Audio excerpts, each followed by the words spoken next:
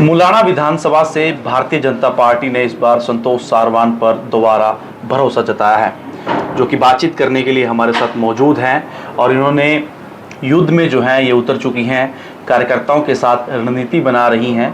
तो बात करते हैं। मैडम, बहुत बहुत स्वागत है। इस बार पार्टी ने दोबारा भरोसा जताया है, सबसे पहले क्या कहना चाहेंगे इसको लेकर?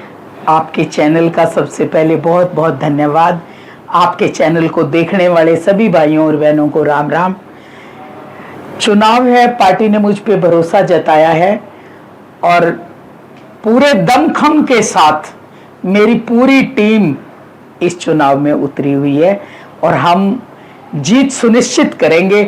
सभी मुलाना वासियों के, मुलाना के नागरिकों के, मुलाना हलके के नागरिकों के भरोसे के साथ। जी मैम, 14 में आपने यहाँ से चुनाव जीता था, तो वो कार्यकाल कैसा रहा था आपका? वो कार्यकाल बहुत बढ़िया रहा था।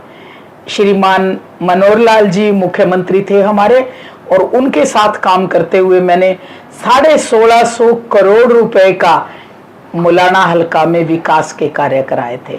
जी मैम, अभी मैं आपके इलाके में ही घूम रहा था, काफ़ी बुरा हाल है आपके हल्के का। बाहर सड़कों का देखिए कितना बुरा हाल है। तो पिछले 5 साल में क्या कामकाज नहीं हो पाए इलाके में? पिछले 5 सालों में हल्का मुलाना एक तरह से अनाथ हो गया और कोई भी यहाँ की सुध लेने वाला नहीं था। जो मौजूदा विधायक थे उन्होंने मुड़ के पीछे ही नहीं देखा, अपनी जिम्मेदारियों को नहीं समझा और सरकार के पास कोई भी विकास की प्रपोजल, मुलाना की समस्याओं की बात उन्होंने नहीं उठाई। जी, तो मैम अब वो सांसद बन गए हैं, तो अब कैसा मुकाबला देखते हैं? क्या चाहते हैं आप, किसके साथ आपका मुकाबला हो? अभी तो कांग्रेस का टिकट ही अनाउंस नहीं हुआ है, अनिश्चितता की स्थिति है। देखिए आप कांग्रेस का कौन कैंडिडेट आता है। हमारा मुकाबला सीधा कांग्रेस के साथ होगा। जी मैम, जो काफ़ी बाकी टिकटार्थी हैं वो इकट्ठे होकर हाईकमान पे गए हैं कि वरुण मुलाना परिवारवाद है, कि एक ही परिवार में बार बार हर पद हर टिकटें दी जा रही हैं। इसको किस तरीके से देखते हैं? ये उनके पार्टी का आंतरिक मामला है। जी, ये उनकी पार्टी देखे, वो डिसाइड करे, हमारा इससे कोई लेना देना नहीं है। तो आप चाहेंगे कि उनके परिवार आए?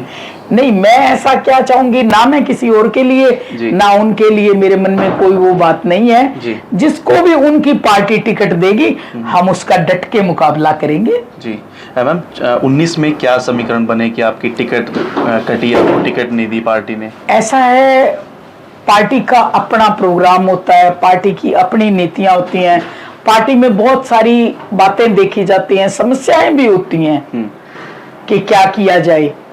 तो पार्टी ने जो फैसला किया सर आंखों पे, और मैंने उस वक्त भी, आपने देखा भी होगा, मैंने कोई विरोध नहीं किया। जी, तो अभी जो है राजवीर बराड़ा नाराज बताए जा रहे हैं पार्टी से, के समर्थक भी बीजेपी कार्यालय में गए।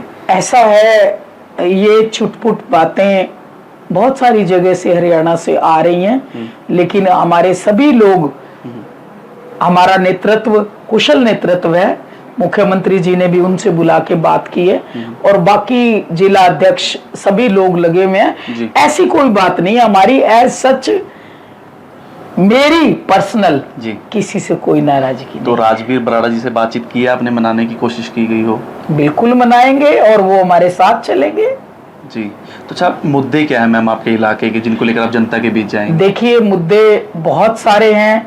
पहले भी मैंने चुनाव से पहले एक प्रेस कॉन्फ्रेंस की थी 2014 में और उसमें जितनी बातें मैंने रखी थी, चाहे वो नगर पालिका बनाने की बात थी, चाहे ये सबका स्वाता पुल बनाने की बात थी, चाहे ये 4 लेनिंग की सड़क की बात थी, चाहे साहा से शाहबाद 4 लेनिंग की बात थी, साहा से अंबाड़ा 4 लेनिंग की बात थी, बहुत सारे विकास के मुद्दे यहाँ थे, हमारे लोकल मुद्दे थे, उन सब पे हम खरे उतरे और वो सब काम हमने करके दिखाए। आज जो बराड़ा की स्थिति है देख के बहुत दिल दुख पाता है। आप ये सड़क देखिए, हमने 4 लेन बनाई सारे बाजार की और बाजार में लाइटें लगा के बराड़ा गांव को बराड़ा शहर में तब्दील किया, लेकिन देख के दिल में दुख होता है कि उसकी स्थिति बहुत अच्छी नहीं है। मेरी प्राथमिकता है कि शहर का भी हाल सुधारा जाए, इस बाजार को अगले सिरे तक हम 4 लेन करें, लाइटें लगाएं, जी। साथ में यहाँ हमारे यहाँ सब डिपो बनाने की बात है।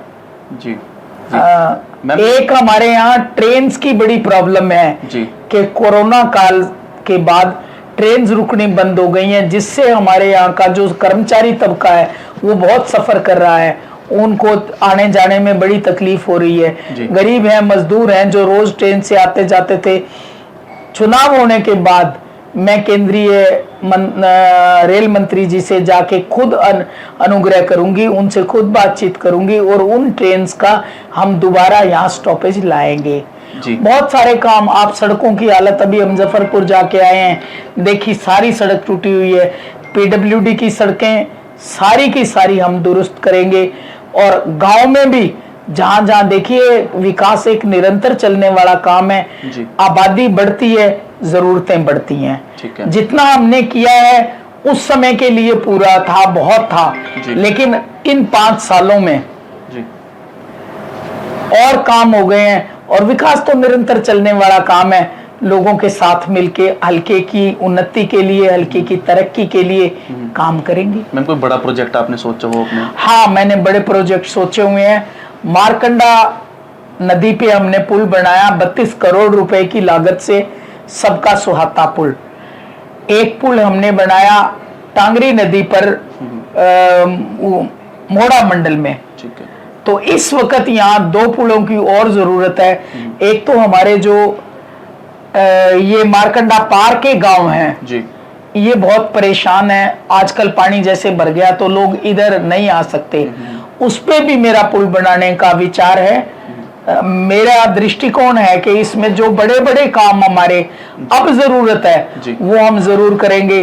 तंदवाड़ से भी हमारा पहले पुल बनाने का विचार था, वो सबका स्वाता पुल मंजूर हुआ। एक टर्म में मैं 2 पुल बना सकी और अगली टर्म में मेरा ये बाकी बनाएंगे। बाकी 2 पुल हम और बनाएंगे। में काफी लीड बड़ी कांग्रेस की यहाँ से देखने को मिली। और आपके हलके में 172 गांव हैं, ग्रामीण हलका तकरीबन है।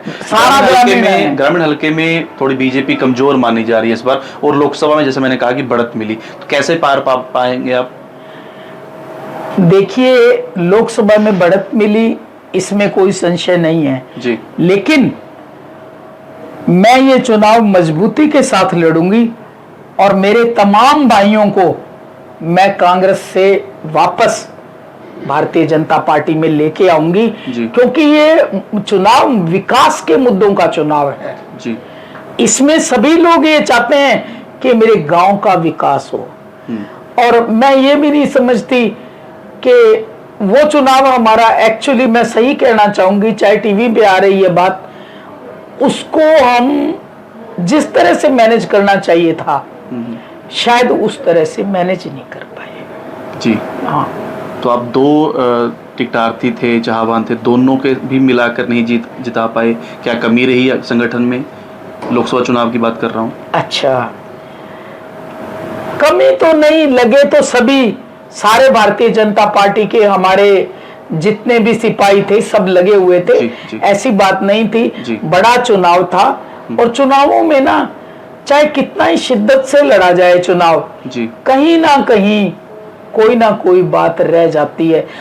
इस चुनाव में सबसे ज्यादा जो कांग्रेस की तरफ से झूठा प्रचार किया गया, एक तो ये कहा गया कि संविधान खतरे में है, संविधान को बचाओ। इससे क्या हुआ, रिजर्वेशन के वोट बहुत सारे कांग्रेस में शिफ्ट हो गए, लोग डर गए, लोगों को डराया गया कि संविधान खतरे में है।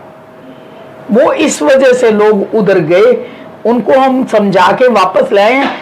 प्रधानमंत्री जी ने लोकसभा में ये बात कह दी है कि बाबा साहब भीमराव अंबेडकर जी के बनाए हुए संविधान को कोई खतरा नहीं है और कोई भी उसे बदल नहीं सकता। मैम आखिरी सवाल, और एक बात और कहना चाहूंगी मैं, एक जो ये झूठा प्रचार किया गया ना महिलाओं में कि 8500 रुपए देंगे आपको, खटाखट, ये लोगों को समझाने का काम तो किया नहीं, बरगलाने का काम किया और लोगों को बरगला के ये वोट लेंगे। लेकिन काठ की हांडी बार बार नहीं चढ़ती, अब लोगों को बरगला नहीं सकते। अब हम लोगों को सच्चाई दिखाएंगे और लोगों को समझाने का काम करेंगे। मैम आखिरी सवाल कि 10 साल की एंटी इनकम्बेंसी है, कैसे पार पाएंगे इसको? ये बातें ना हम कहते हैं कि एंटी इनकम्पेंसी है, ऐसी एंटी इनकम्पेंसी जैसी कोई बात नहीं है। बिना खर्ची बिना पर्ची के नौकरियां दी हैं। मेरे हलके के बच्चे भी वो बच्चे एएसआई लगे हैं जिनके घर वाले कभी चंडीगढ़ तक ही नहीं गए। जी। पहले हमेशा ये होता था, पहले 4 बंदे पकड़ो उनके, फिर चंडीगढ़ के चक्कर काटो, फिर और इंतजाम करो जो करने होते थे। हमारी सरकार में ऐसा कोई इंतजाम नहीं हुआ। जो मेरिट पे आया उस बच्चे को नौकरी दी गई है। और इसी हल्के में यहाँ आप भी पहले आए होंगे और 100 साल से लोग बस रहे हैं, वो बताएंगे इतना विकास कभी नहीं हुआ। तो किस चीज की हमारी मुखालफत होगी, किस चीज की एंटी इनकम्पेंसी है?